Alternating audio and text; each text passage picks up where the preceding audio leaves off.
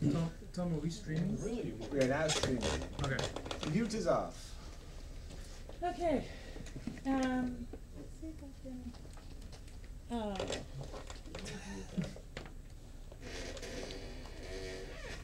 Is it display? Is it? What am I looking for here? System preferences? No.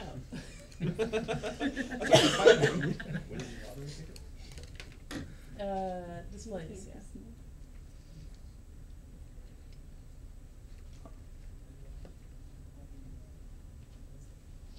Okay, so you have nothing down. Where is this? Phone side, this side,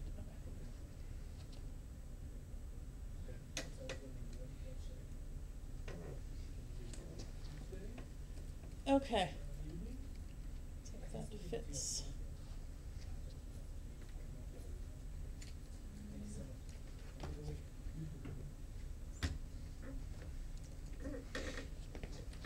Okay, good.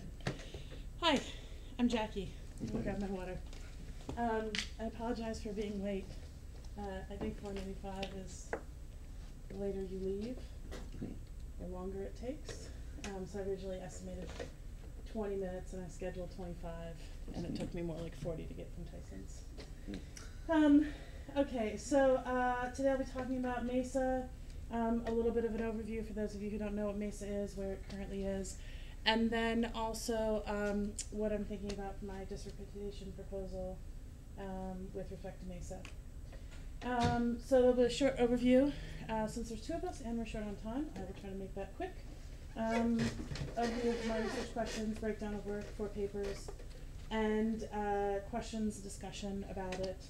And then a brief discussion of Mesa packages, which kind of leads into the work that Econ-ARK is doing to kind of bridge that. So Mesa is written in Python, and some of what I'm going to be talking about or proposing is taking Mesa in Python and comparing it to other packages. And so I just want to give a bias warning here. I have an inherent bias towards Python. I've explored various languages and frameworks over the years, and Python, JavaScript, Ruby, a little bit of Java, but not too much, Golang, and I always keep on coming back to Python. I'm well involved in the Python community. I sit on the board of the Python Software Foundation. But at the same time, every time I make a decision when it comes to a language, I try to be as fair as possible. And Python's not always the answer. Example, this is a project I worked on while working in government. As a Presidential Innovation Fellow, is a partnership between FEMA and NGA, basically speeding up the process by which people get money in their pockets after disaster. We took it from about 30 days to about a week when I left. And originally this was written in Ruby. And so I was given this Ruby project that was kind of abandoned, partially built, and I had to make a decision on whether Ruby was the right solution or Python was the right solution. I decided on Python, not because I love Python, but because the support at NGA didn't exist for Ruby, and that's why it was abandoned in the first place. So I always try to ground it in data, but at the same time I built a coding curriculum at work, like a boot camp, and because the line of business was predominantly JavaScript, albeit even though I love Python, I built it out in JavaScript. So, Mesa history in today. So it started in 2013 with David and Masad and I can't believe it's already been 5 years. I look at it and I go, did we do something in 5 years? So right now it's up to 45 contributors actually. And we do monthly dev meetings. Our current release is 8.3, soon to be 8.4, just waiting on a couple of bug fixes to get done. This is what it used to look like. It's really awesome. And this is closer to what it looks like now, which I will show you. One of the bugs we actually have right now has to do with the visualization. So it's not as pretty as it could be.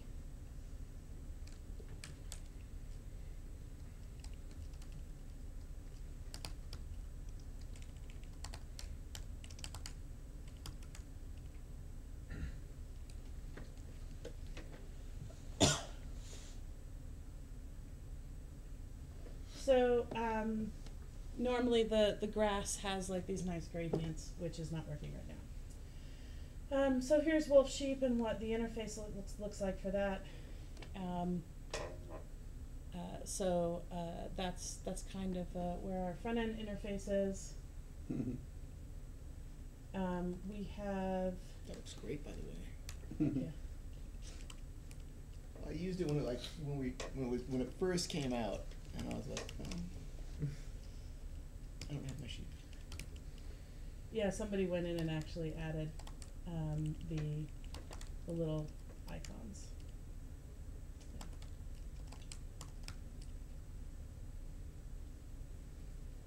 Yeah. And you can still do Jupyter Notebooks as a way to analyze your models. That hasn't changed much. There is what is the new thing that Jupyter Lab? Yeah, Jupyter Lab. Yeah. So at a conference at SciPy this year, one of my plans is to try to get someone to build that out, a Jupyter Lab integration. So right now, that's our sort of current example list. We've created a standardization on how a package should look. And so this is more of a larger, complex package, as where shelling,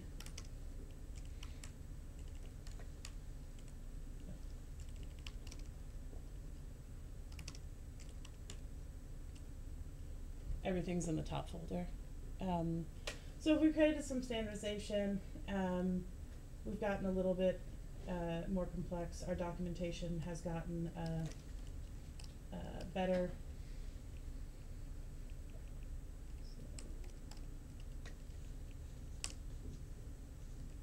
I don't have an internet connection. I'll show you that another time. You can Google it. Okay. Let's go back to the presentation.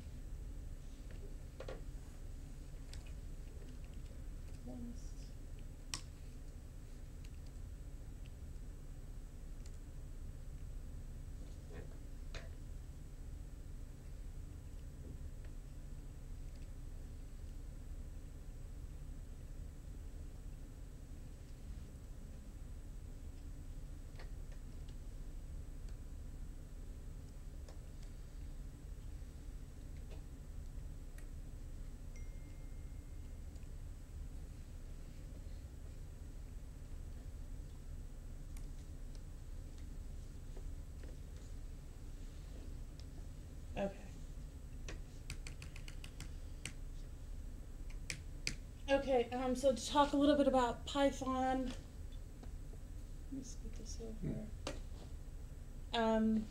because I think that's important about important sort of baseline, as I talk a little bit about the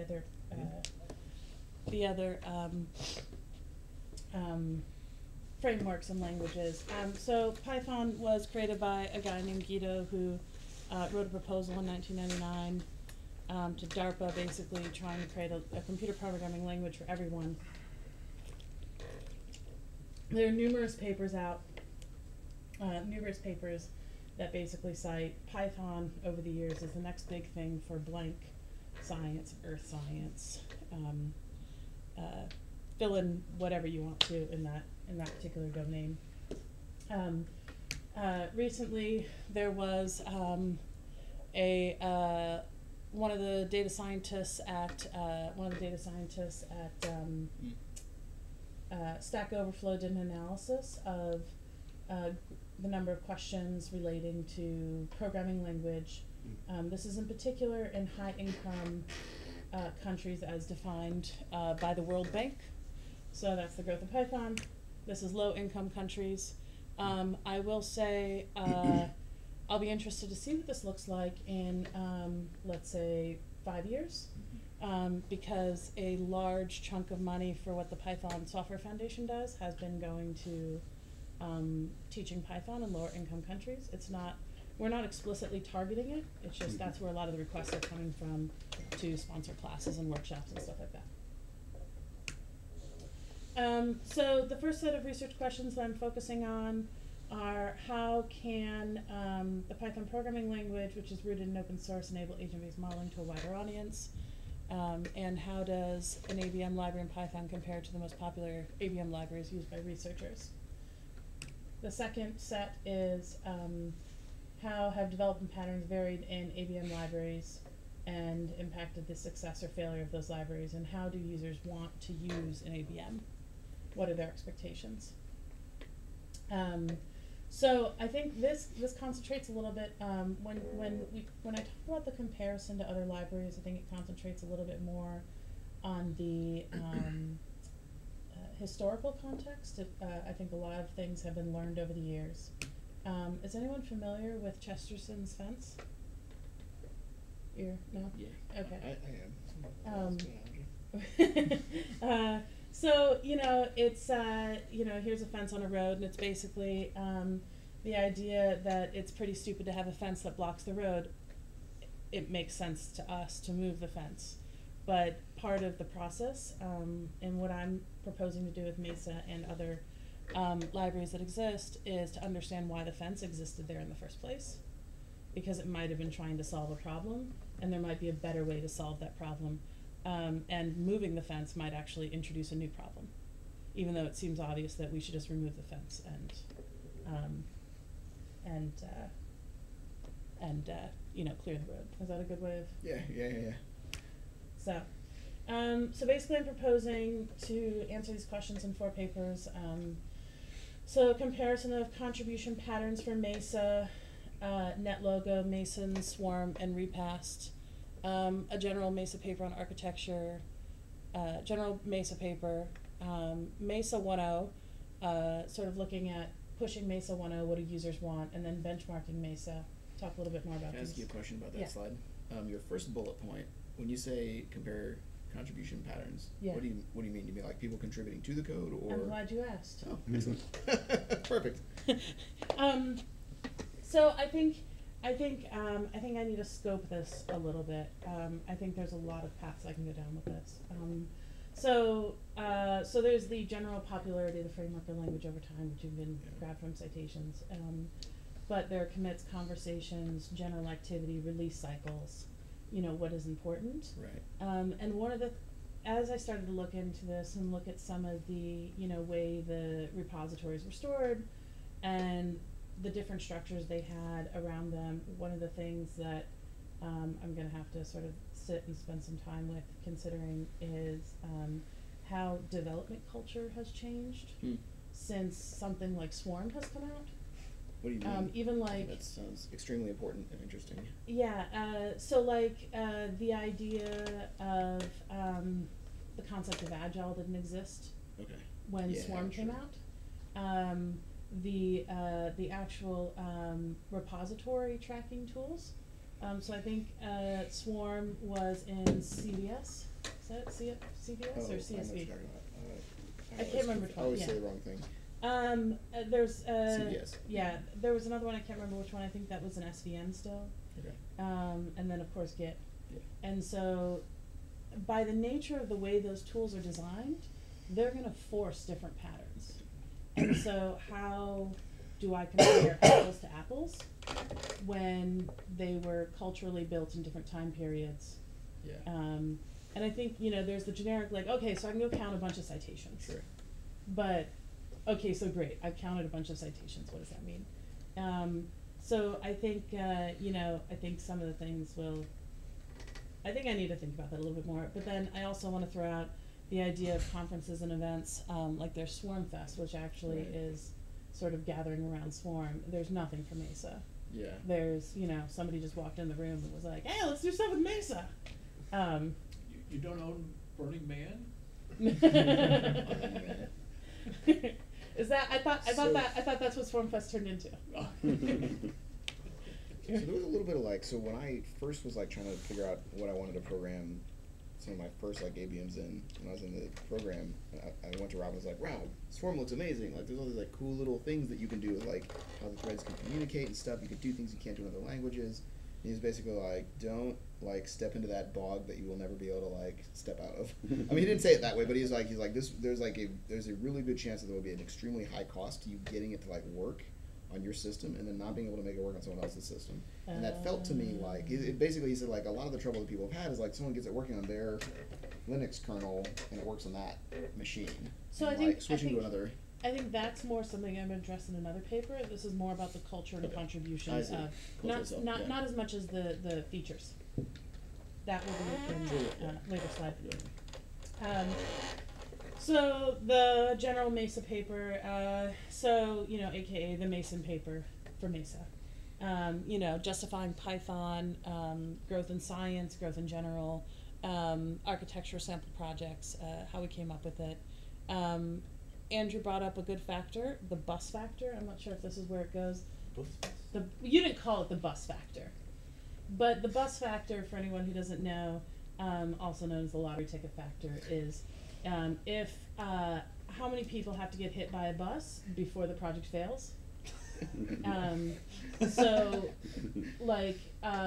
Right now, one of the things I have on my to-do list is to automate deployments and actually have a couple of people onboarded for that because deployments rely on me. So that particular element of Mesa has a bus factor of 1, which is very dangerous. All the others, though, right now, I think we have 5 or 7 core contributors. So if David and I got hit by buses, or the same bus, then there are other people who can sort of pick it up. But honestly, they come from a variety of backgrounds. I would say Tom has been getting a little bit into Mesa and learning more about it. Tom is probably the strongest social scientist or ABMist, if that's a, let's pretend it's a word. The strongest ABMist that is involved in the project, and he doesn't have core access yet. But the others come from different disciplines, whether it's like a back-end engineer and they've sort of improved some of the back end, or there was somebody who took and like ran and done redid all of our documentation. There was somebody else who like made the front end better based off of NetLogo and stuff features that NetLogo was offering. So it's not the best, but it's not the worst. And with GitHub as well, somebody can always fork it. Like this program, if I got hit by a bus, if for some reason could not get a hold of the people who have access to the repo, can just fork the repo and like take it over. Because the licensing allows you to do that. Okay. And modularity, which I'll talk a little bit about at the end. This is Mesa's architecture. This needs to be slightly updated. But basically, the model itself is separated from the visualization server. You're not required to have a visualization when it comes to the model. There's also a batch runner and a data collector, so you can run parameter sweeps, as well as a couple of charting modules and extra features like that. So Mesa 1.0. I had a conversation with the team when I was talking to Andrew and talking to Rob, and we had these conversations about like part of this should be bringing Mesa 1.0 to sort of make it a thing, and we had lots of conversations on what that was, and some of those were like adding bar charts, and I was like, that's great. So I made a ticket for that, and hopefully someone will do that. I'm not going to do that because I don't see as much value in that. For me, 1.0, beyond like minor things, is an opportunity to do things that you wouldn't normally do, and that is breaking backwards compatibility. Meaning that once you hit 1.0, that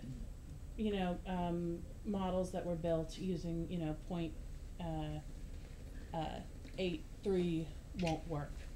And that's part of what the requirements file in a model is, the importance of it, because you can then set the version of Mesa that you used with your model and those, I'm not taking any of those versions down. So that way, if you build a model, the old version of Mesa will be there, and it should work together. As opposed to you having to install a newer version and then having it break. So, so when you can break backwards compatibility, you get a lot more freedom. The other thing is 1.0 is, to me, is a commitment to being stable. That as 1.0, we are saying to people that you can put this in production, and we're not going to do anything crazy when we go to 1.1 or 1.2. The next time we're going to do something crazy is 2.0. And so it really means sort of us as a team, as a community, that we're not gonna, you know, go redesign everything after we hit 1.1. So so I think so the paper here then, or looking at it, is locking the API. Now we came up with an API based off of our own work. We basically looked at a bunch of code that David and I had written and said, we need this, we need that, we need this. And people say they love it to our faces, but when it comes to the process of someone actually sitting down and building a model, we've never really talked to users or explored that in depth. So we've never talked to people and said, okay, walk me through the process, or had somebody who wants to build a model who's never used Mesa before and explore with them, okay, so you heard about Mesa, what do you do now? And okay, so you get to GitHub, and then what happens? And then what do you do next? And how do you build an agent? And going through that process to understand where the pain points are. Some of this might be done through surveys, but I'm actually drafting something for IRB, and this will be based in sort of user-centered design methods that are used in professional software development. What is IRB? Institutional Review Board. Thank you. Oh, like so people who like approve doing experiments. Yeah. Human People. subjects Yeah. research. Oh, Yeah. cool. Yeah, You yeah. know, she's planning to put electrodes in their brains as they use it. We actually do that here, actually. Yeah, we've got access to the tube that you put people A in. scanner. I did come from a program where they would actually measure participation and heartbeat and stuff like that. So maybe that could be a part of it. Watches your eyes and makes you look on the screen. No, this is like a very simple thing, but I think it's really important because, like, it makes sense to us, but now we're too close to it, and we don't know what it's like to first approach it. And it was an improvement from where we were, which was there was nothing in Python. We were writing everything custom. There was no framework, and but I think this is the time to sort of take that moment and say, are we doing it right? And then backing that up with data to validate that we are or we aren't, and then making possibly a major change to the API that would break previous models. When you say there's nothing in Python, what about repass pi? Repos Pi? Yeah. Do you know more than 0 people who use that? I used it once. Do you use it now? No. Why not? I came to Mesa and I use Mesa now. Oh, fuck it. That's Oh, that's good. fine. So I think that's more. I would put that more on the comparison side, which is the last paper. But I love this quote to sort of understand the importance on APIs and the same sort of applying the same approaches that you would for a actual user interface for like a form to make a website better. Kenneth Reitz is, has anyone used the request library to pull data from the web? Mm-hmm. I have. Okay. Or URL too? No? Okay, well, he wrote requests. And you don't have to read the code because it's small. All you need to know is this is URL-lib2, and that is requests. URL-lib2 comes in standard Python library, and Kenneth said, that's too long and crappy. Let's make a better API interface for this to be able to hit and like hit something on the web and grab the data. And so what he built covers and the functionality in the request library covers about 90% of use cases, the majority of use cases. And so now you don't have to do this crap. And that's that. I don't know if we'll have some great revelation when it comes to actually looking at how people use Mesa, but that is the sort of reason and goal, what I'm hoping to move a little bit towards. Probably not going to be as popular as his though. So last one, benchmarking Mesa, is looking, sort of actually comparing, validating the results that we get from Mesa and validating against other ABM projects and common ABM common models such as heat bugs. You know, how does it grow? How does it scale? What key features? So this I think is the place to talk about repass pi. And actually do a comparison. The question is that happening then with repass and repass pi? I think it's really easy to open up the gates and do lots of things. And so even with the ones that, you know, I've been discussing here, Mason, NetLogo, Repass, Swarm, and Mesa, are those valid, and what makes them valid other than our feels? And so like NetLogo, I feel like you can justify off of a bunch of research. Mason, I feel like you can justify. Swarm, I feel like it starts to hit on an edge, but because of its historical context, I feel like you can justify. Repass, though, I think is the stretch. But maybe that's just me. Me repass. All versions of repass? Because that had several reincarnations, right? Yeah. Yeah. So, yeah, I would put repassed in one bucket. So that's what I'm proposing to do. Before I do the transition to Econ-ARK, are there any questions? Yes. I can imagine you thinking, like I'm thinking, that NetLogo is a introductory toy, but potentially useful for actually PhDs here. And Mason tries to be the industrial scale. And I can imagine Python being very productive. Do you have a better description of the target that you're aiming for? Yeah, you know, I think, so this is where it could be a rabbit hole. One of the things that crossed my mind was actually to do a language analysis on the research of the citations. So looking at what domains and how people are actually using each of the libraries in bulk. I feel that I feel like when it comes to optimization, what is how did you describe Mason? Industrial. Industrial. And what does that mean? That their only thing they care about is performance. Okay. And scale. But, It's I mean, and scale. But that's yeah. the performance I'm talking about. Yeah. Scale, speed, and size. Okay. But not that's interface. that's a problem too, right? Because it can't parallelize. You can't put it in parallel. Oh, you can. In Mason? Yeah, Yes, is that you what- can. Okay, that's right. Yeah, So I it'll run thought. on multiple cores. So Okay. there's part of it is that there's a huge user cost to doing Java. Like the housing market model we built in Java, and Yeah. it took a tremendous amount of time for us to build out sections of the housing market model. And some of it is that Java just takes a long time to write, more so than Python. But some of it is also that getting the scientific computing components in libraries to work is just harder. It's harder to get them to work in Java than it is in Python, just because there's so much community support for scientific computing in Python. So when it comes to That's been my experience. I know, I'm just thinking social scientists versus Yeah. scientists. So when it comes to, so as far as the user research part of that is identifying personas. Yeah. And the personas who are in the ABM community.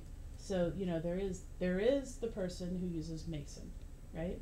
who's a power like user who can program in Java, that kind of thing. Mm. And then there's somebody who uses NetLogo, so on and so forth. So Mesa, no one has ever complained to me about speed with Mesa. I don't think it's been properly tested when it comes to speed and capacity.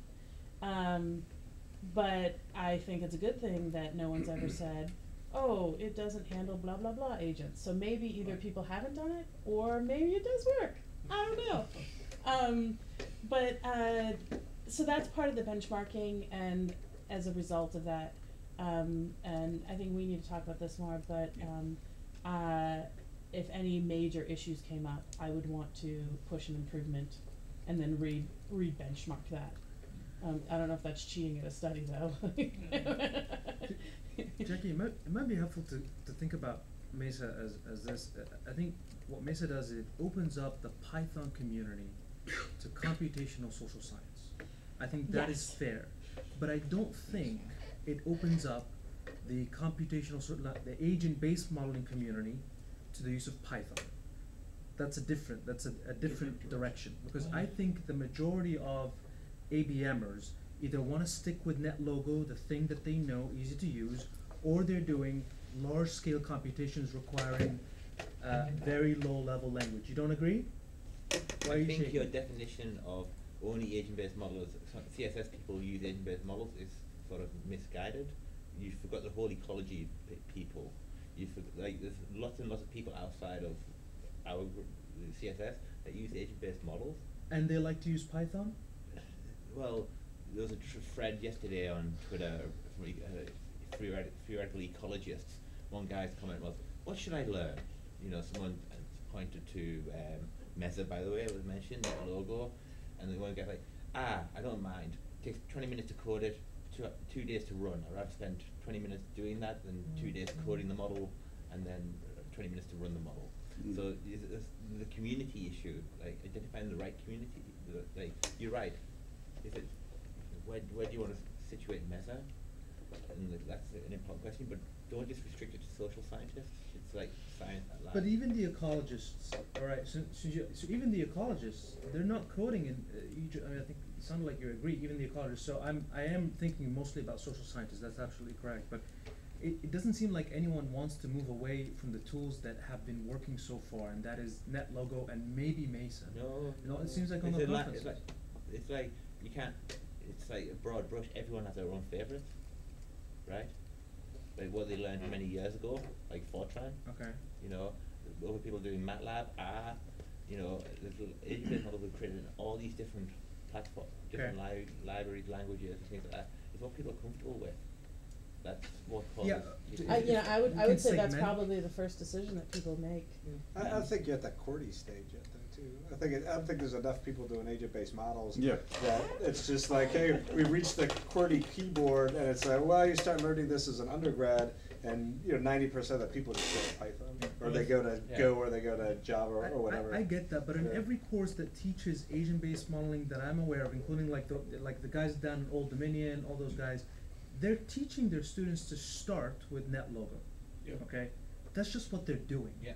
And then the students depending on their needs, you're right, they are moving on to other things. Okay. There's a great big computational science, I think it's called. It's a big blue book, right? And it's more system dynamics, right? But in that book, they have online tutorials around in Python, NetLogo, some system dynamics packages. So they have the same models in all these different packages. You know, from a curriculum point of view, from a data science point of view, I think Python is great. Can you imagine like our undergraduate, instead of having to teach our undergraduates MATLAB, NetLogo, and whatever else we're teaching them, right? It's one language all the way through. But this is diverging from Jackie's discussion. Yeah. We should. So moving along, Mesa ecosystem, which is where Econ-ARK comes in.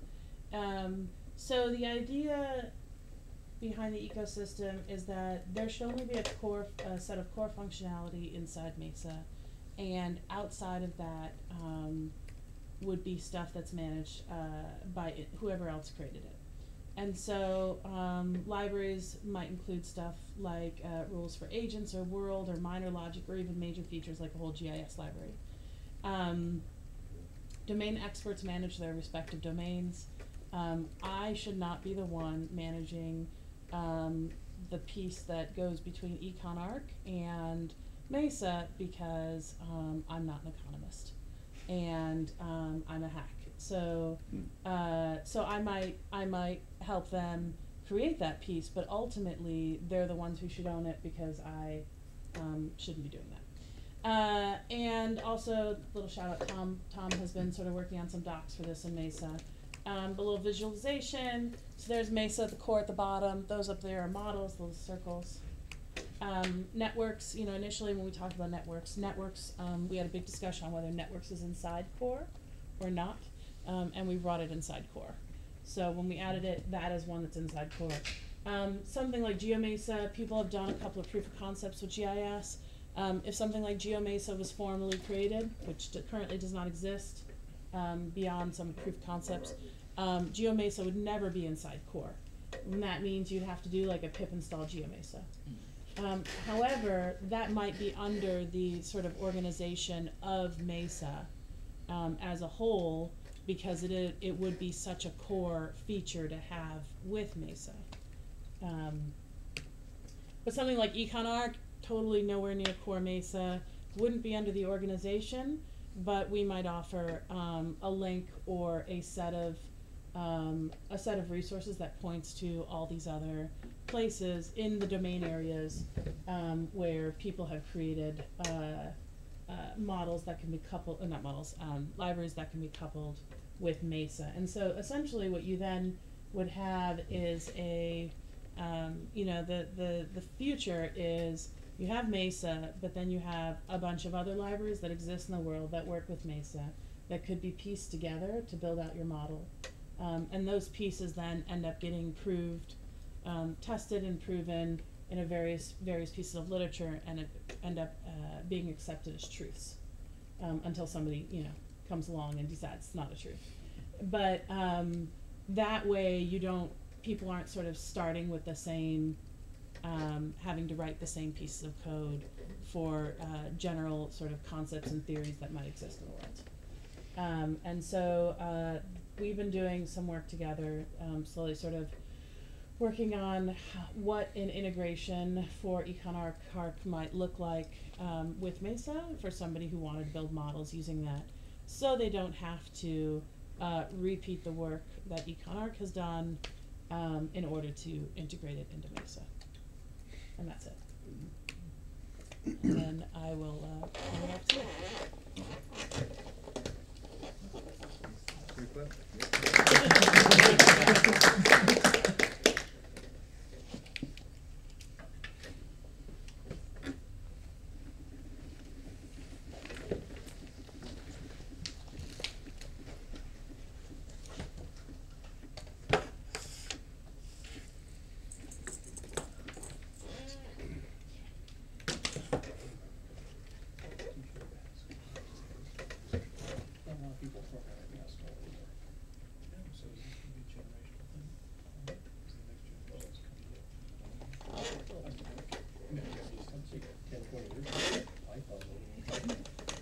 Okay. So I gave you a little bit of background earlier about what the Econ-ARK project is. So let me just say the remainder of things that are useful about its background. The sort of central purpose of the project is to make it much easier for people to get started doing the kinds of models that are done by people on the frontier in economics and have been done on the frontier for quite a while. Models that involve basically agents who are making choices today that will affect their future. The standard approach economists take to those kinds of questions is to assume that the agents are behaving optimally. they are maximizing some utility function or profit function or something like that. But it turns out that finding the optimal solution to you know, even the problem of an ordinary consumer or an ordinary firm, in a world where there is uncertainty and there's the potential that you might not be able to borrow money when you need it, and the world that has sort of a minimal scope of the complexities that are surely important for problems like how much do I want to consume or save, is really hard. Finding the truly optimal solution when you have a plausible description of what people care about is has been a problem that really couldn't be solved computationally at all until 25 years ago or so, and even then the very only the very simplest versions of them could be solved. We are now at the point where people at the frontier in this literature can solve problems that are sort of reasonable simplified description of the actual problems that in real life people have to solve. But that's people at the frontier who've been working on this stuff for 25 years and have 25 years worth of cruft that has accumulated in the code that they started writing 25 years ago. And so if you want to get started from scratch in this literature, you probably have to spend like 3 years getting yourself up to speed on how to do things. And this is a huge problem, partly because finally the profession as a whole seems to be recognizing that a lot of the failures of economic models, especially macroeconomic models, and especially in the Great Recession, reflected the fact that the models that were being used didn't take into account the uncertainty and the complexities and the heterogeneity across the agents who are the key players. So there's a lot of kind of appetite in the economics literature to do the kind of modeling I'm talking about, but there's this huge barrier to entry. And so, as you might have guessed, I'm one of the people that has been doing this for 25 years and have had an enormous base of code. When I took the job, when the Consumer Financial Protection Bureau approached me about would you be willing to come and be chief economist for a couple of years, I said on one condition, which is that CFPB will throw some resources at creating a toolkit that will make the economists at CFPB and everywhere else in the world much more able to solve these kinds of models easily and quickly. And they thought about it for a while and they said, okay, and they hired me. So one of the first things that I did was I recruited Nathan to come help write the first version of this code, which, basically he took the 25 years worth of cruft that I had accumulated over time. I made a commitment too long ago to Mathematica, which I still love in my soul, but no one else in the profession has made that same decision. So all my code was in Mathematica. And Nathan said, Python is the future. Everyone in the future will speak Python. And he persuaded me. And so we have sort of rebuilt a bunch of stuff that I did over the years in Mathematica in Python, and that's the core of the toolkit. Okay, so that's sort of the history. Well, actually, one other bit of history. So it was a bit of a lift to sort of get approval from the powers that be that this should be an open source project, just because government agencies aren't really very used to open source projects. But CFPB is a leader in that dimension. So after getting approval from all of the various people, we made it an Apache 2.0 project that's on GitHub. And that was with the intention that when I left CFPB, it would be something that I devoted a good bit of my time and effort to, is sort of making the thing go forward.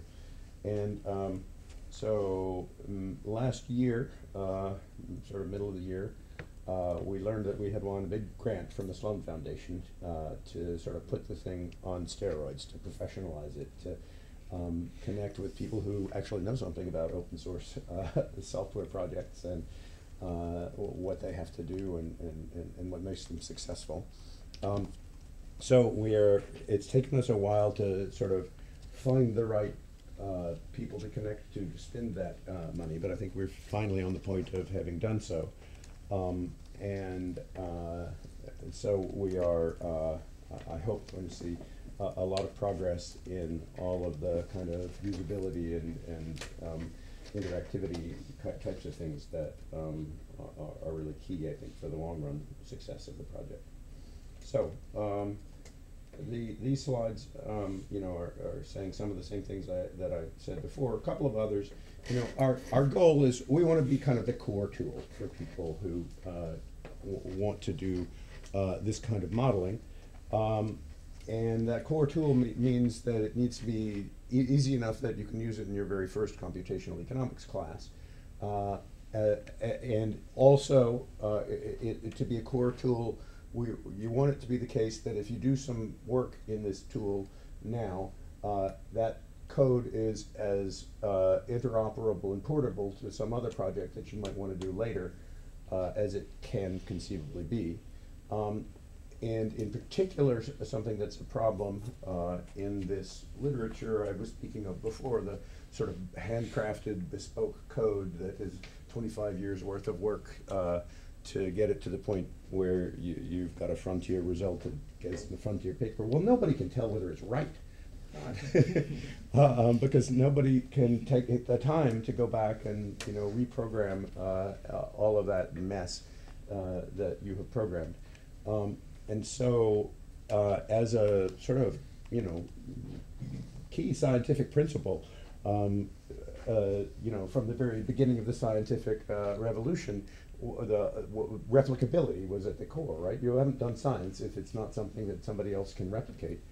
And it's sort of only, barely maybe on the border of science if, in principle, someone could replicate it, but in practice, nobody ever will, because they can't justify spending the enormous amount of time that it would take. So having a platform that is, well designed from the ground up, that lets people compare their models to each other. What happens if I turn this part off and I add the module or the thing that they did over here? Do I get the same results that they got?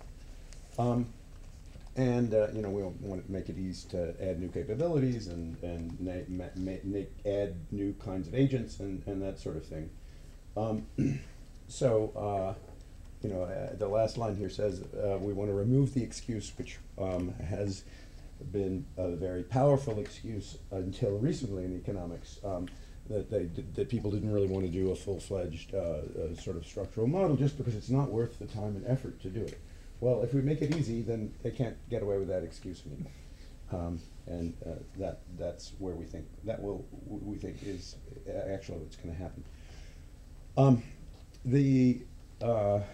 The reason I think that we're sort of on the cusp of this type of project becoming successful is it's not just GitHub. There's a whole suite of tools that have been invented by people like you guys in computer science and related disciplines, where of course they have been facing the same problems that we economists have been facing for many years, of like making code portable and replicable and usable by other people and so on.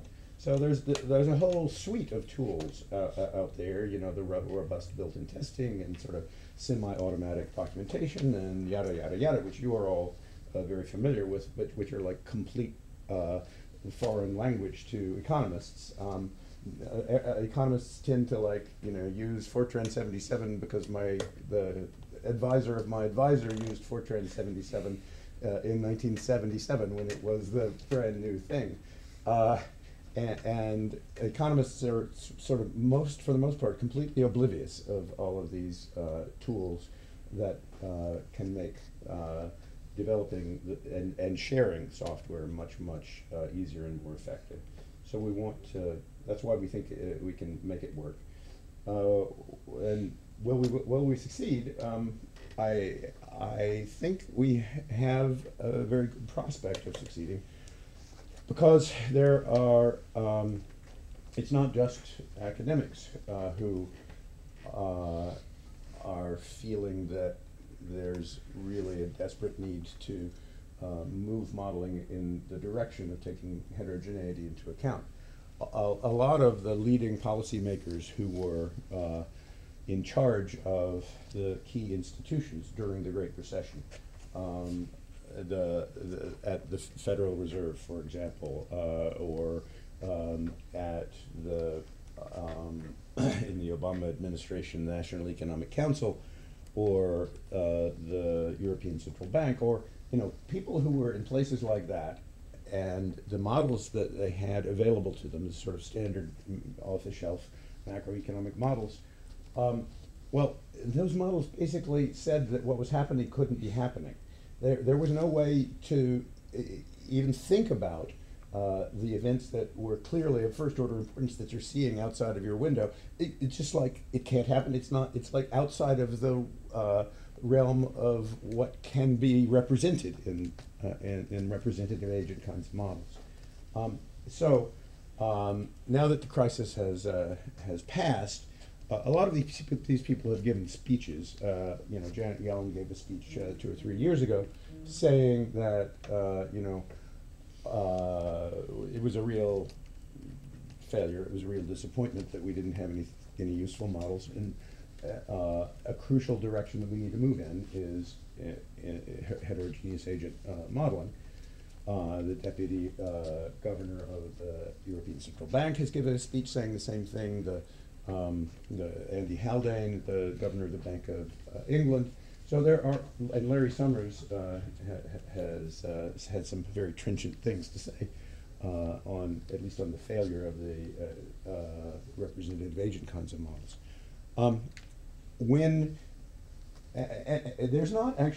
There are not really all that many people who are hostile.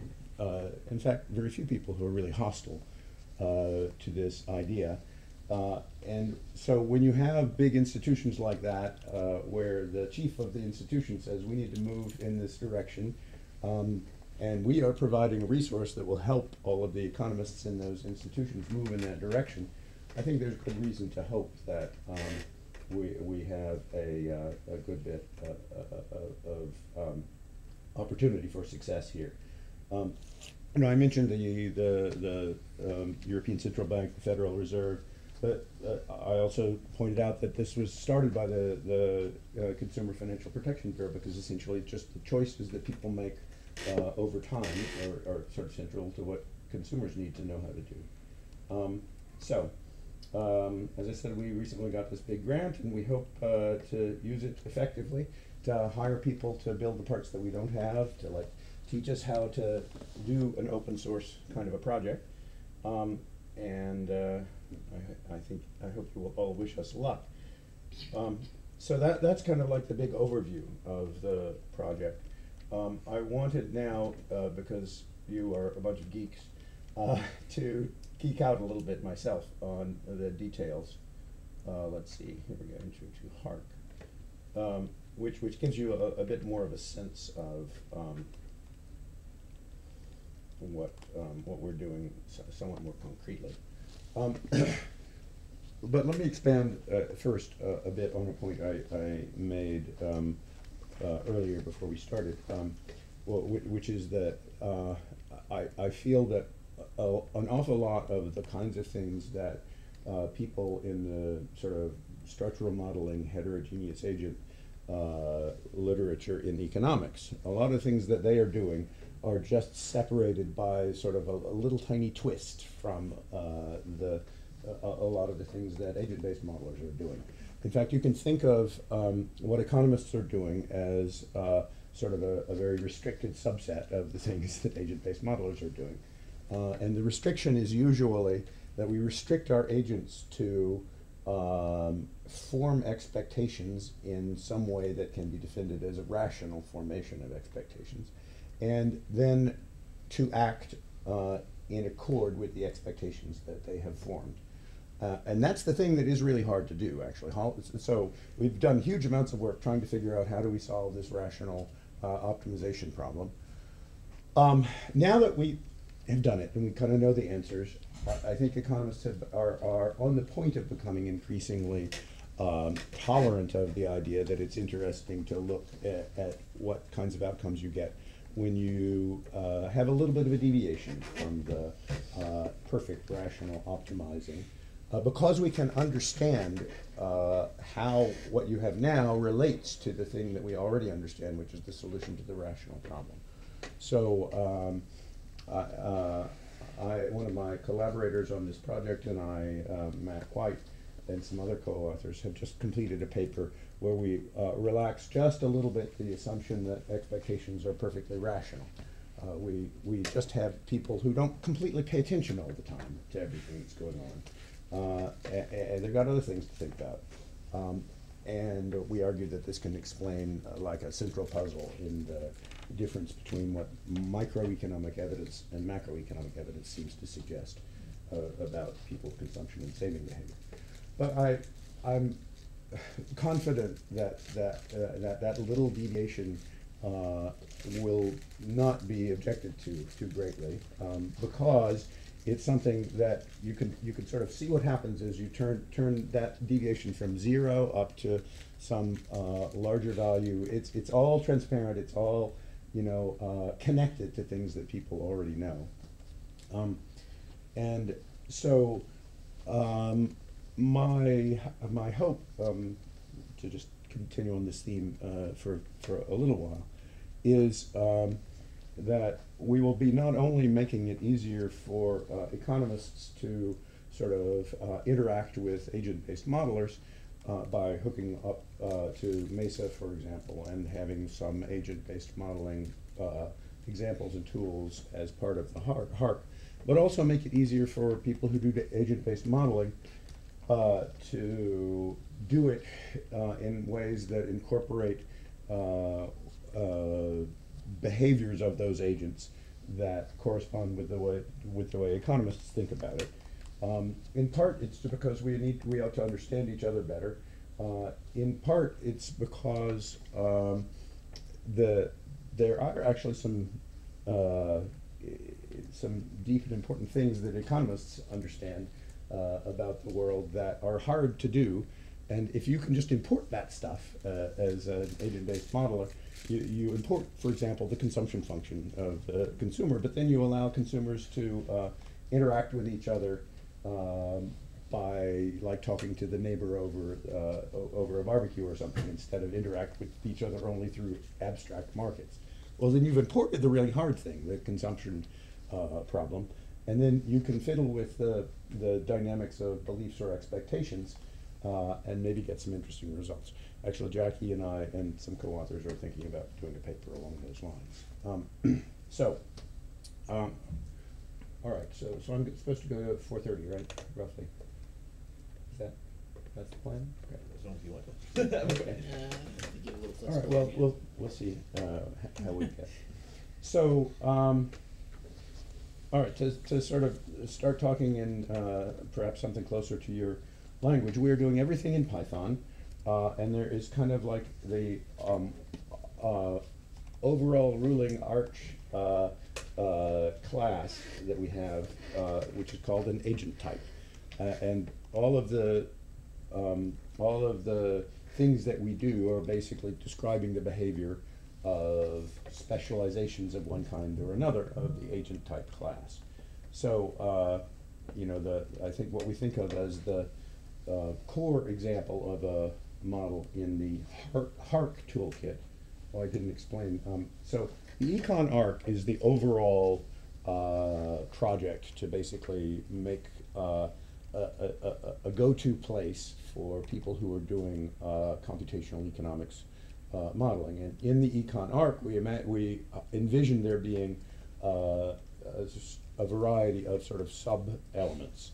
The first one that exists, and it consists of almost the entirety now of the Econ-ARK, is the HARK, which is the Heterogeneous Agents Resources and toolKit, where the heterogeneous agents is the term of art for doing macroeconomics by looking at what microeconomics people do, or individual firms do, and aggregating it up to get your macro results. So HARK is barely it's barely a subset of Econ-ARK. It's almost everything that's in Econ-ARK, but in principle we hope there will be other things like maybe an agent-based component, or maybe a monetary economics component, or something. Okay, so let's see.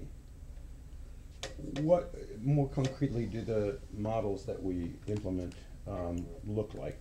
Well, the microeconomic models are basically the decision making of one agent, one individual person, or maybe a household makes decisions jointly, or it could be one firm, but it's one agent making their own decision in discrete time, which I won't say anything more about because I imagine everybody here thinks that's the only way to do things. You have a sequence of choices that you make, maybe. You choose how much you want to consume, and then for your savings, maybe you also choose how much do you want to invest in the stock market versus how much do you want to invest in, or put in a safe bank account, or whatever. You could have sort of a number of different choices. Possibly subject to risk. I think usually subject to risk would probably be a better description, because the risk is a pervasive fact about the world, and it turns out that when you solve these models that tell you what's the optimal thing to do, risk is hugely important in determining what's the optimal thing to do. So if it's there, it would better be in your model if you hope your model is going to be a reasonable description of what people actually do. And then there are sort of a bunch of inputs to the problem that agents will take as exogenous. For example, there is some overall level of prosperity in the economy, and that determines my own personal wage rate. And it's not me individually, Chris Carroll, that is able to influence the economy-wide wage rate. However, I'll say more about the however in just a minute. Now, it turns out in the class of models that we're looking at, basically, they all can be solved by saying, okay, if I have the solution to the problem at some date in time t, then I will just assume that at that date t, I will behave according to that solution. And knowing I'm going to behave that way at that future date, I can move back to date t minus 1, and I can figure out what the optimal thing for me to do just in t minus 1 is, given that I know how I'm going to behave in t. So there's a very large class of problems that actually can be described this way, and that's basically the set of problems that we are trying to tackle. And so that's what is meant by this little bullet about a sequence of one-period problems that people solve. Okay, so you've got your agent type. Every model is going to create some subclass of agent types. That would include, the subclass would include, model-specific attributes of the agents that you're thinking about, the functions that need to be applied, and the methods that are associated with those kinds of agents. And of course, you need to attach to the agent the information about how to solve their one-period problem. Okay, I know what my optimal behavior is in t plus 1. How do I construct the behavior I'm going to engage in period t? Can I ask a question? Yes. Sorry. What level of information do the agents have? It seems to me that you said that they have the full the system information as well, but maybe that this is something that you've tweaked in another. Yes, you referred to that before as well. Okay. Mm-hmm. Right. Well, yes. I mean, that's to decentralized decision making as it is more realistic. Yes. So, as a kind of method of achieving success in communicating with economists, I think a critical component of that is having a model where you sort of make everyone knows everything purely rational, perfect information. You can solve that model, and then you make your disciplined choices to back off deliberately on the basis of sort of what's plausible or what is there evidence that people don't know or whatever. But don't you have to make simplifying assumptions that could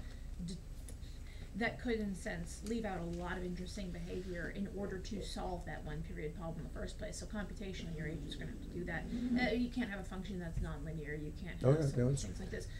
So you kind of tie yourself down a little bit. Well, but actually that's when I said that solving these problems has been hard, and that's why it hasn't been done very much. The hardness comes from building in the nonlinearities and building in the uncertainty, and so it's pretty impressive what the computers can do when you give them enough, cycles. So at least at the level of the microeconomic problem, we can do a pretty good job of representing really pretty complicated problems that people might face. The thing that is most unrealistic probably is the imposition of the rational expectations assumption, which includes not only that you know something about your own idiosyncratic risk about you might lose your job or whatever, but also assumes that you know what the aggregate, everything about the aggregate economy, and you know that everybody else knows about everything about the aggregate economy, and you know that everybody else knows that you know that, so it is those kinds of things that having the solution that is like totally rational expectations, everything is standard from the top to the bottom, and then being able to back off in a disciplined way is, I think, going to be a key for selling these kinds of modeling to people who are used to that rational expectations from top to bottom.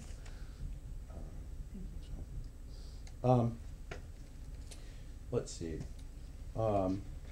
Yeah, and so I mentioned, there's basically two kinds of heterogeneity that we deal with here in these kinds of models, ex post and ex ante. So ex post heterogeneity without ex ante heterogeneity would just be that we all start at some common point. We're all born at the age of 0, and then only after that does stuff happen to us.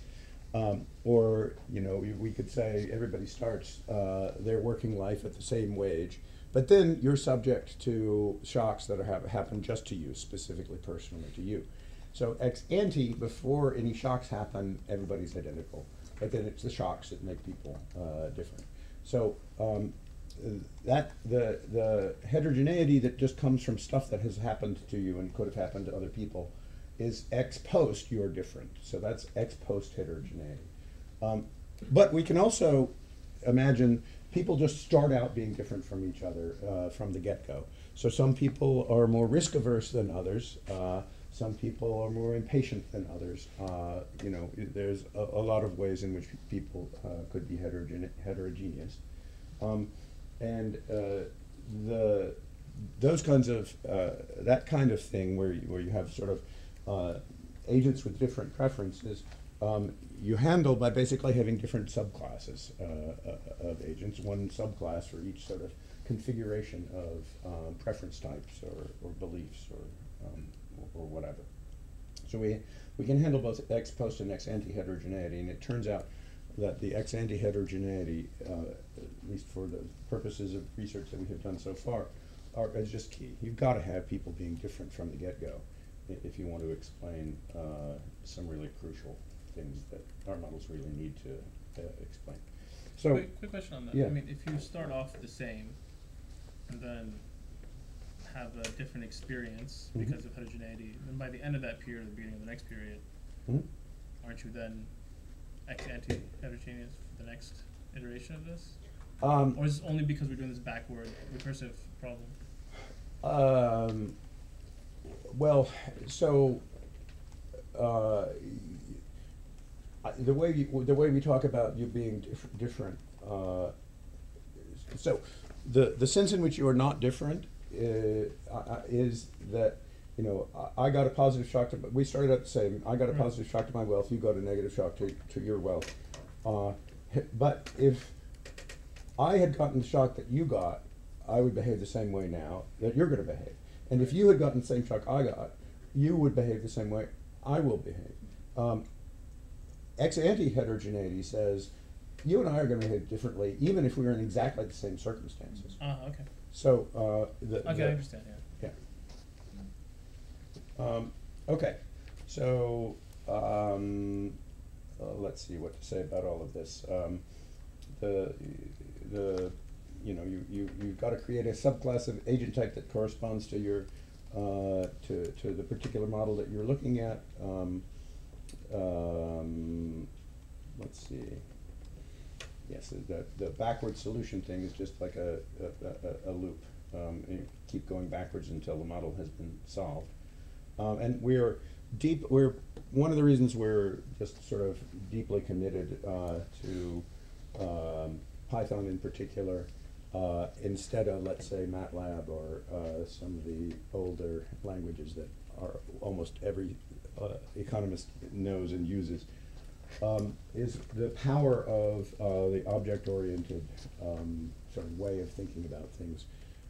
Anyone who has spent years doing computational stuff will know that whenever you sort of want to make a variant of a model that you've used before, in the older way of doing things, you just copy and paste the old code, and then you make some tweaks, you make some edits, you add some little stuff to it, and you ultimately end up with like 50 different versions of 50 descendants or mutants of code that you originally wrote. And then you discover a bug in the original thing that you copied and pasted, and you'll never find all of the places where you used it again. That's one of the many reasons why sort of having everything structured with inheritance and a sort of object-oriented approach it is very attractive. Is that if you discovered a bug at any level of some hierarchy that you set up, then you just fix it at the place at the place of origin, and then all of the things that inherit from that will inherit the solution. That probably will save many, many hours of people's time going forward. Lots of other things like that about why Python. Okay, so I think the original plan was to go to 4:30. I would be happy to keep talking about it. I want to give everyone the green light to take off if you have other places that you want to go. But if not, I'll just keep going. So to give you a concrete sense of what types of problems are already there in the HARK toolkit, the sort of most canonical one is the basic sort of how much should I spend, how much should I save problem, which is in discrete time. You basically discount the future by some percent, so I care like 2% less about myself a year in the future than I care about myself right now.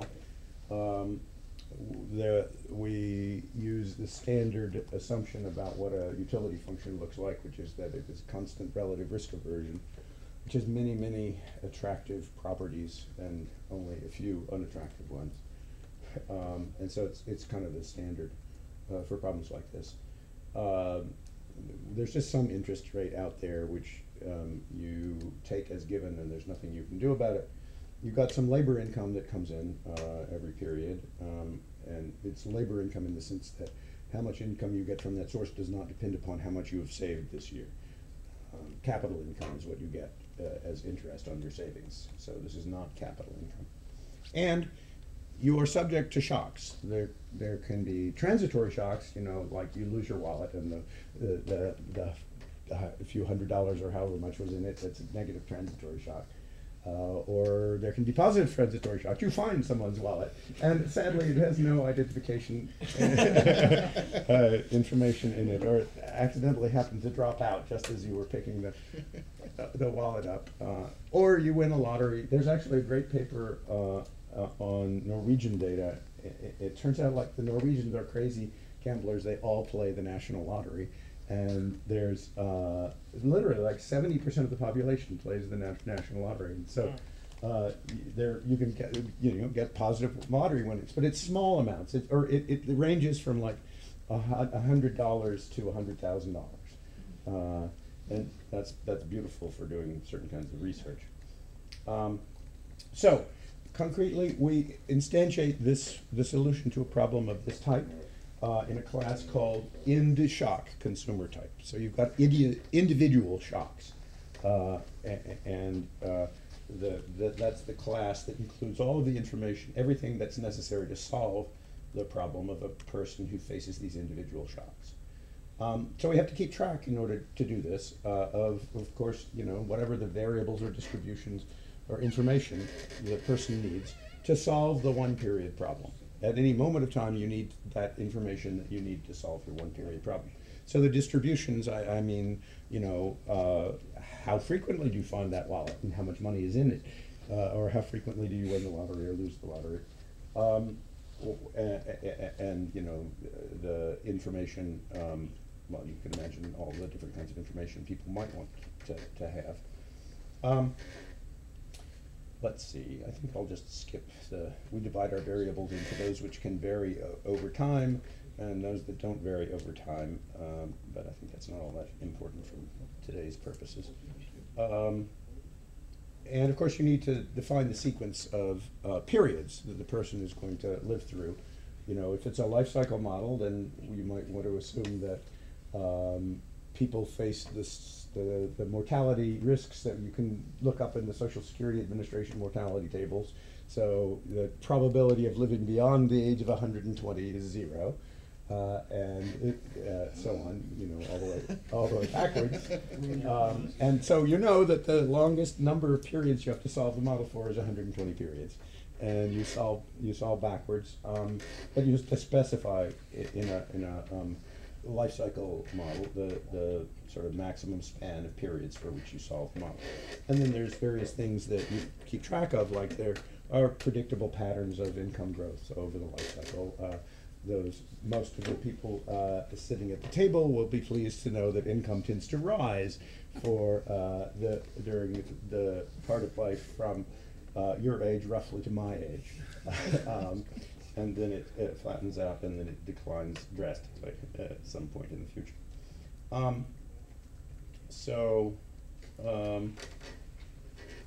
Yeah, I think I've said enough on all of this. Yes, I don't think I need to say anything more about that. So, but here is the result. When you solve this problem backward, this is actually an infinite horizon version of it. But the horizontal axis basically is how much money do you have available to you right now? I showed him a picture like this a lot when I was doing the dissertation. Concave. It is concave. I will have you note. So, if you're like really low down here on this money dimension, you're probably gonna, like, every dollar you get, you're gonna spend it. In fact, that is what the figure shows, basically, is that is the optimal thing to do. This is a person whose average income is 1 unit. And if they're so unlucky that they are way down here, that means, first of all, that they haven't saved anything, or not much, and then they got a really big negative shock. Well, that's the circumstance where it does make sense to actually just spend everything now, because surely you're going to not be in such horrible circumstances next year. And then there's some point at which you've got enough money that you stop spending every penny and you start saving a little bit in case you get another horrible shock in the next period. And then as you get out to levels of more and more and more wealth, function eventually approaches the solution that you can get analytically as the solution to the perfect foresight problem where there is no risk. So this is the kind of object which, if you were an agent-based modeler and you didn't want to spend an awful lot of time learning how to do the dynamic stochastic optimization stuff, you could just import this function and say, okay, my agents are going to consume according to this sort of reasonable consumption function that looks like what economists think sort of makes sense. And then you could go crazy with it and do whatever crazy agent-based things you wanted to do with it. But that's sort of an example of the modularity and the goal of how it is that we hope to be able to bring together the agent-based and the economics. So can I riff on that ever so slightly? So a question that I get asked kind of a lot when I go to like econ conferences or go to econ summer school is a variation on kind of the following question, like, okay, great, you've got an agent-based model, fine. What happens if I stick like one rational agent in there, like one rational optimizing agent? Does that like destroy all results? Do they like suck up all the money because they're smarter than everyone? Do they do all the things and make all your results change? And I would love to be able to say like, well, I just imported this rational agent in here and kind of dropped it in my model and like let it run and like, look, the results are kind of robust to it. Like maybe they change this way, they change this way. There's a little bit extra. You'd have to update you'd have to change how the guys update their beliefs, and I can talk about that later if you're interested. If you ever want to do that, come talk to me.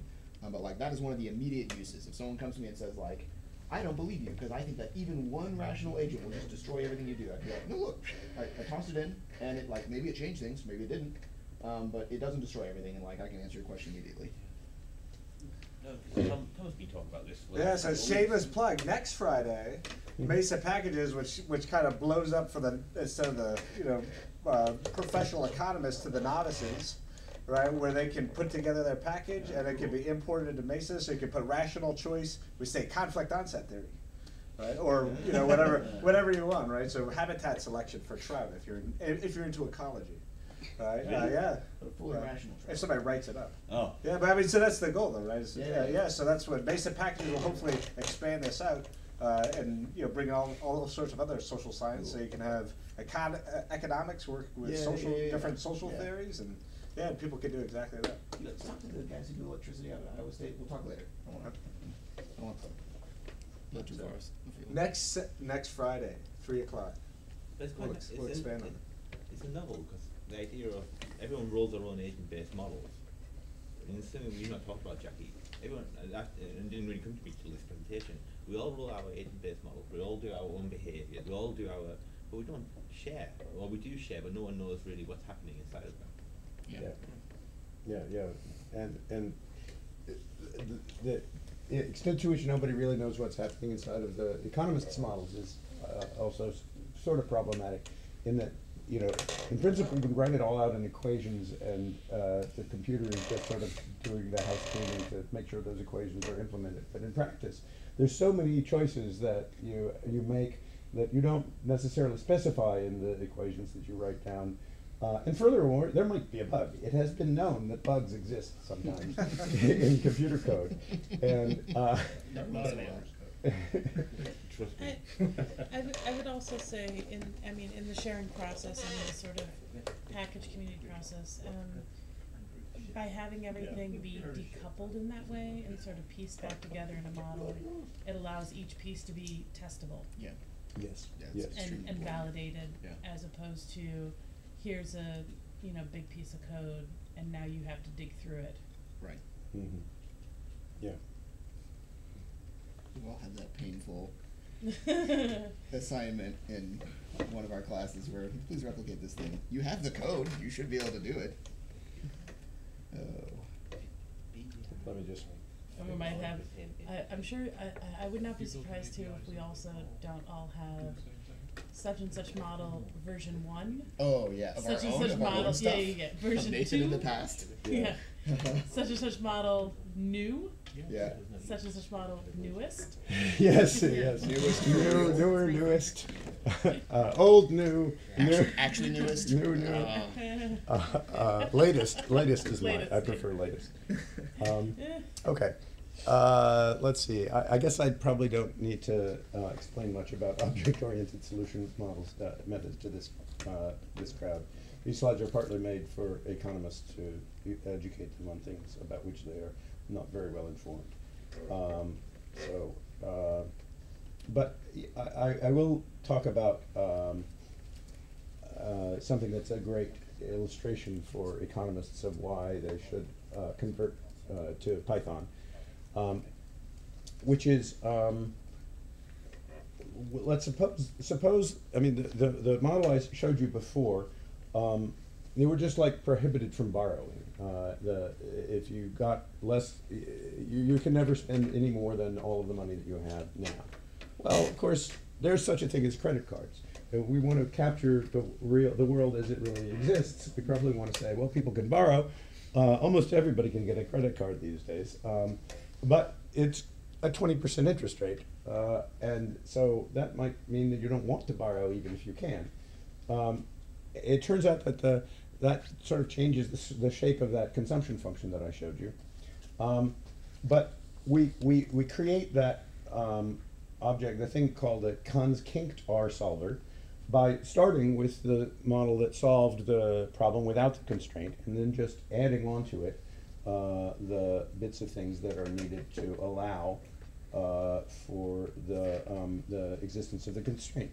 So we have our init method, for those of you who are Python geeks, in the consint shock solver, and we just need to add a couple of new attributes, which is we need to say, okay, what's the interest rate on your credit card versus the interest rate you would earn on your savings. So the object has those two new attributes, and we need to basically change the code to recognize that you now have a level of net worth that you might end up with that's actually negative. So we need previously the worst thing that possibly happened is you could have zero net worth, but now you might have borrowed and so you could have negative net worth. So we have to recalculate the minimum level of wealth and the minimum marginal propensity to consume. And so that's what you get when you allow for the borrowing. And this little kinked bit here is the levels of money you might have at which the interest rate on credit card borrowing is high enough to say, it's not worth it. It's not worth it to me to pay a 20% interest rate. Even though my income is low today and I got hit by a bad shock, somebody stole my wallet, 20% I'm not going to pay it. So I'm just going to spend all of my income. There's a slope of 1 there. And this is the point at which you start saving. Okay, I've got enough income, what if a bad thing happens to me tomorrow? I better not spend everything today. And so you're doing positive saving over here, exactly zero saving over here, and only when things get to this degree of badness do you actually start borrowing at that 20% interest rate. So this is an illustration of, we were discussing, my co-author Matt White and I, our collaborator on the project, we're discussing a paper, actually the paper that used the lottery data in Norway at a conference last summer. And we were able to basically take the toolkit and do a structural estimation on some data from one of the tables in their paper.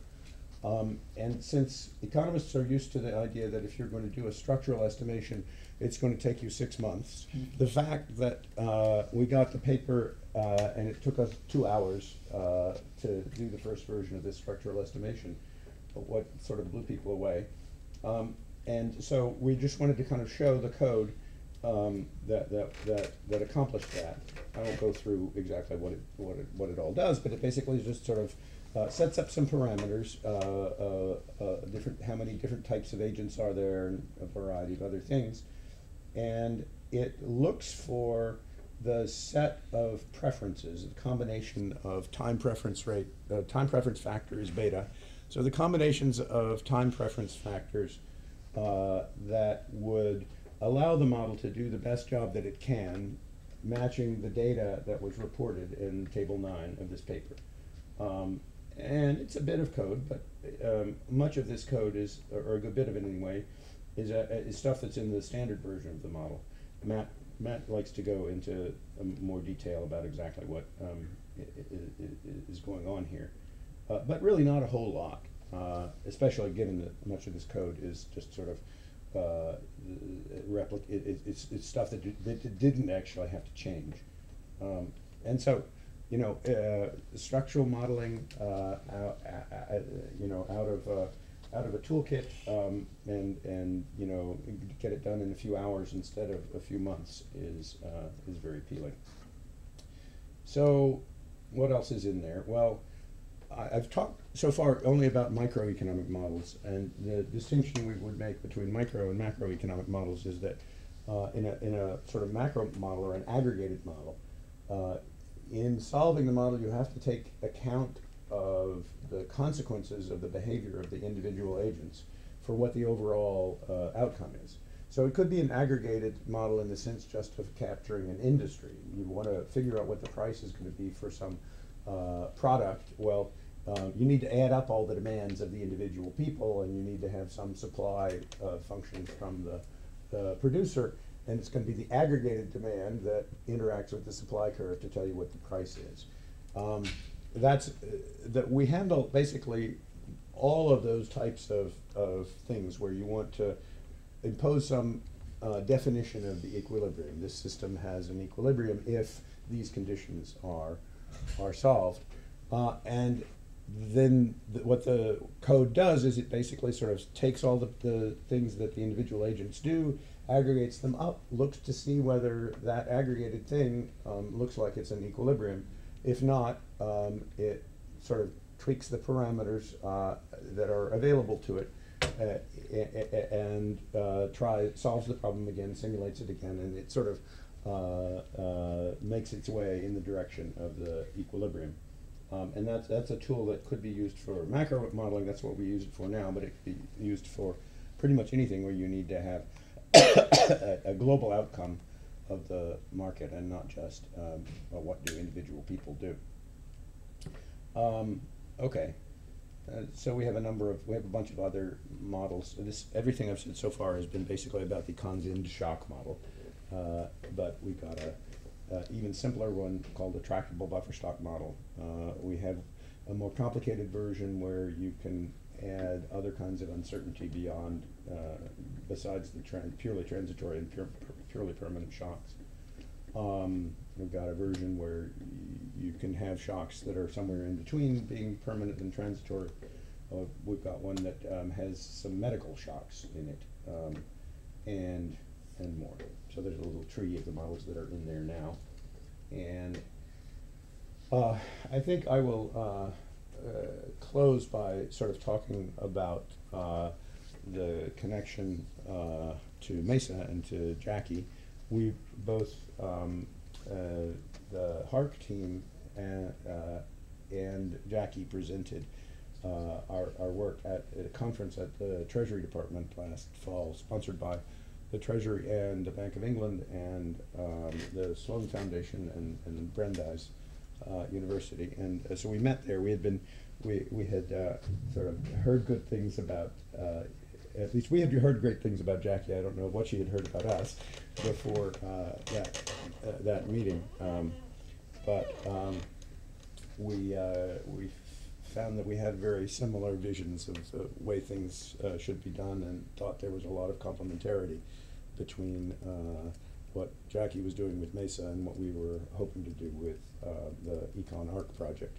And in particular, my fervent conviction that an awful lot of the things that the two communities are doing ought to be more closely connected and understood by people on both sides of the divide. So Jackie has kind of joined the leadership team of the HARK project, as well as being the hugely important leader in the Mesa team, and she's been tremendously useful in providing us with advice and guidance and wisdom about how to do the thing that we're trying to do, because none of the rest of us involved in the Econ-ARK project has ever done anything like software development except for like our own handcrafted stuff. we've never done anything like a open source software web archive.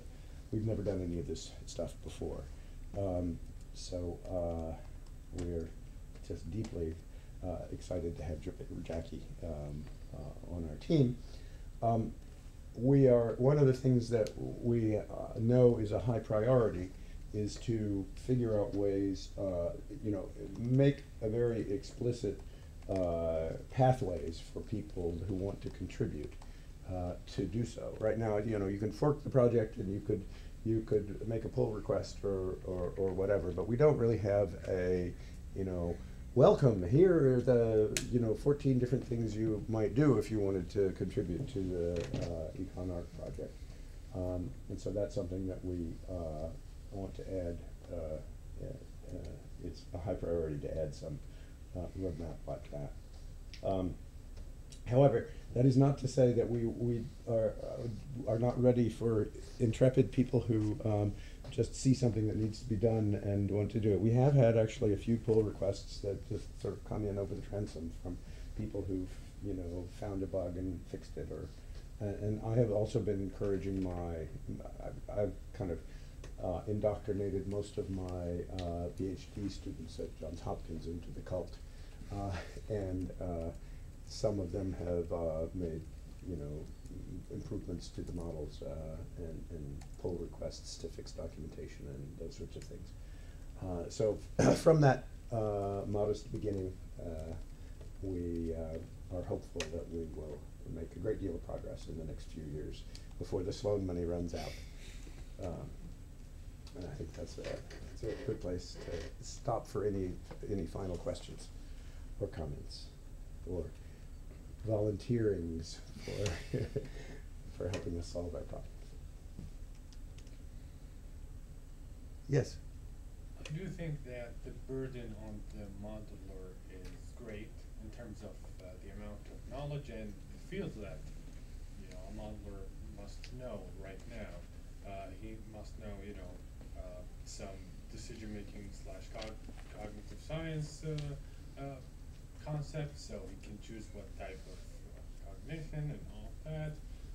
If GIS is a concern, he must know that and all of the knowledge that he is supposed to learn, and programming and economics. And so I do think that modularity is an important thing that we must add, and we must add these models that work in certain conditions, much like in statistics how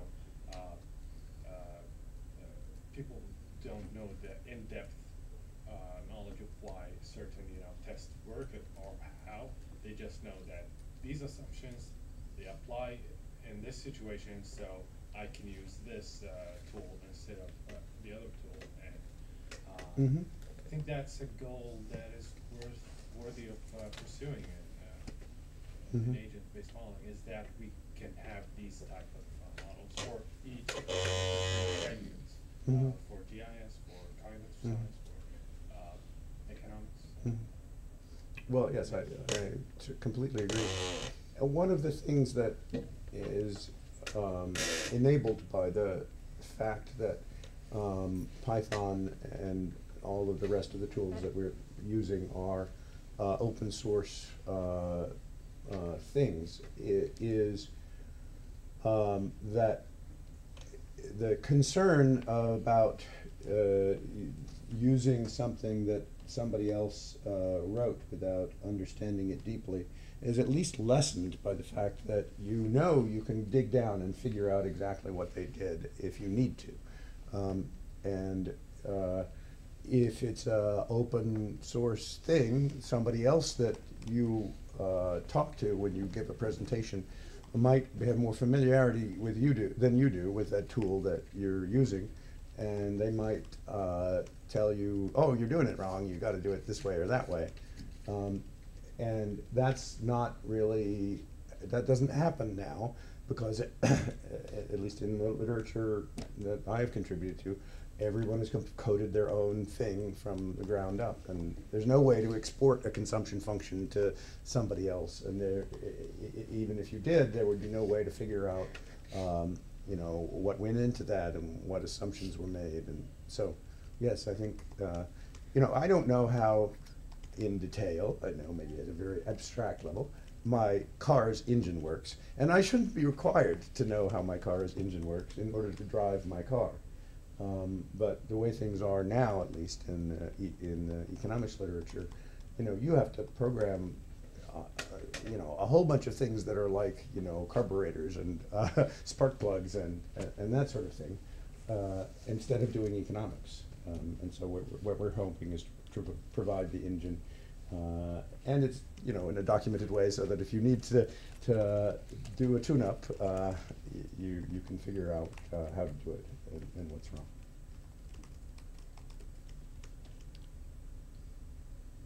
More questions? Yeah. I'm almost afraid to ask them. Can you make the cognitive science part of your models a externable, portable thing, so that you could rely on people who've studied that and not economics?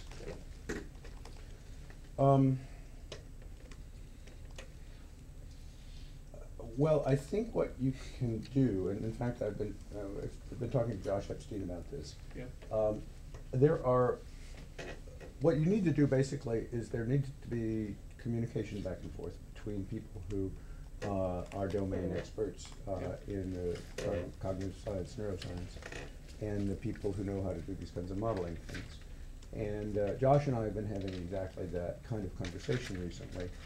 Josh, you know, in his Agent Zero stuff has it included a bunch of things that we know kind of are facts from the neuroscience. You know, the fact that people behave differently when they're fearful than in normal times, and other such things.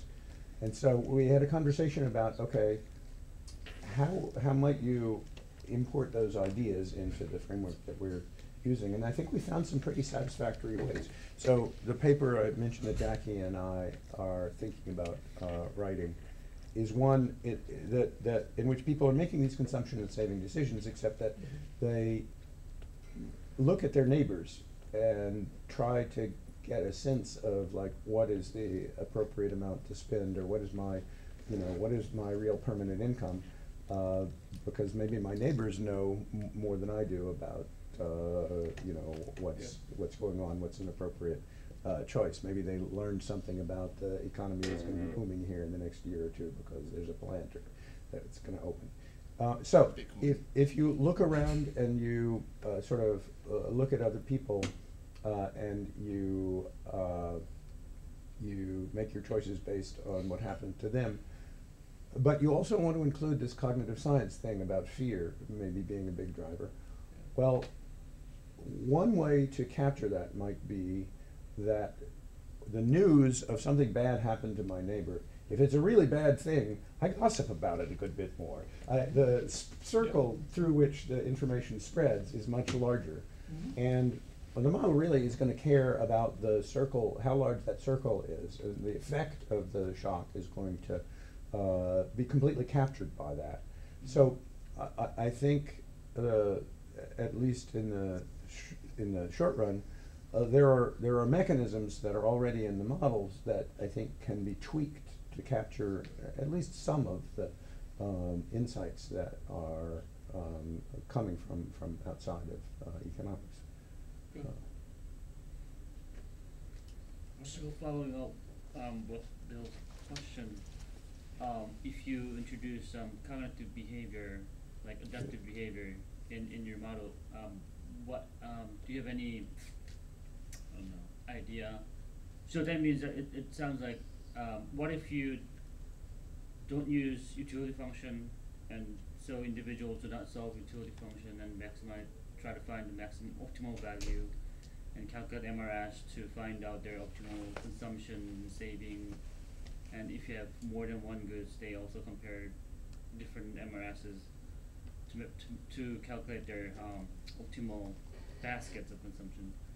So what kind of mechanism can replace this just solving utility function when you introduce cognitive behavior? Does that make sense to you? Well, it sort of makes sense, but I think your question, perhaps inadvertently, hits upon the key challenge, which is, the way I tell my first-year graduate students, there's basically one way to be rational, and there's an infinite number of ways to be Right. stupid. And there's not, it's going to be hard to have the canonical model of stupidity.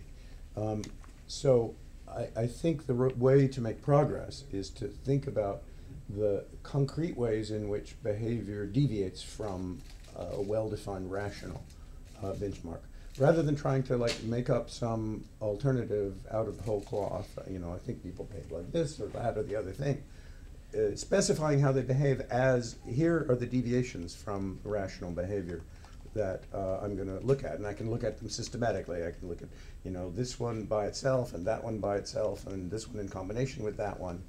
And so as long as you can find some way to describe the thing that you want to capture as a deviation from rationality, or a deviation just from the information that people have. So one of the papers that's already been written using the toolkit that I briefly mentioned earlier, it just makes a tiny deviation of saying that people don't necessarily know exactly what the latest macroeconomic data release had to say. It's like every now and then they might hear something about what happened to GDP growth instead of actually knowing, the instant after it is released.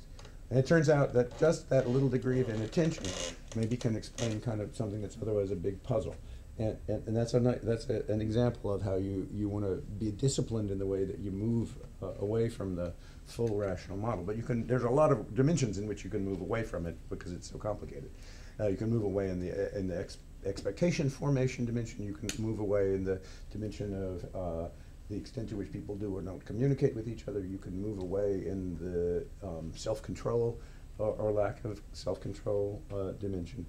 And so I think in order to make progress, we need to sort of have a sense of which of these deviations are the sort of most plausible way to capture stylized facts and things that we know from the cognitive science or other literatures. Because this is the kind of challenge I have, whenever I introduce ABM with the adaptive behavior, non-optimal behavior. So this is something that I introduce, adaptive behavior, and they're asking, how did you verify this? When I explain, when I have this optimal behavior, this is well written, well proved in theory, and it has a long, beautiful history. But other than that thing, every time I explain this, I have to start from the scratch, over and over, and explain it why this is more reasonable, although I don't have any theory supporting this idea. So, yeah. Well, I feel that perhaps you need some theory or some evidence in order to persuade people to move in the direction you want to move in.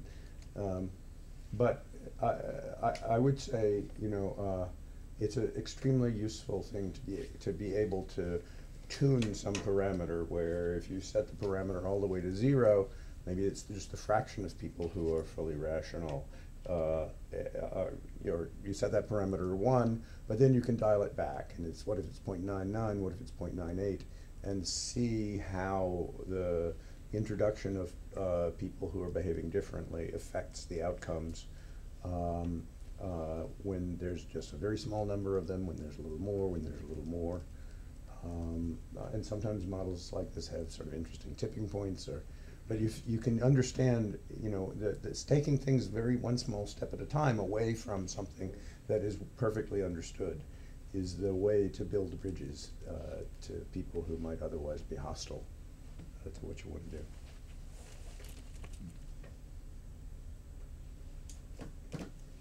Okay. Thanks. So there is a plan to go to take it. There's a Rathskeller nearby. and I guess the plan is to head on over there now. I believe so. Good. I Yeah. don't remember if Rob said he was going to be able eventually to join us as well. I was trying to check email and see if he had anything on that. And I don't see it yet. But I also have to email addresses on here. Learning, I don't want the only places to trick. I want the ones that go to my phone, the ones that go to my personal life, and the ones that like say, what have you ever emailed anything to yourself that isn't my also the one that has like my mom's personal life separate from professional life separate. people, you know, you start to It mostly works. You can only Occasionally. as a kid do something Yeah. and then look around Yeah. to I see wrote an decide. email, and with To be and cry or scream about it. So, Yeah. I mean, So, Yeah, that's cool. I think there's a type of model. So what kind of adaptive behavior are you trying to study on that? Oh, well, this is actually from my dissertation. And, What I have here, there, I do, Lancaster Christmas. There's also like an extra step old in there, one. the writing out problem. Some things it's super straightforward. So it has like, so instead of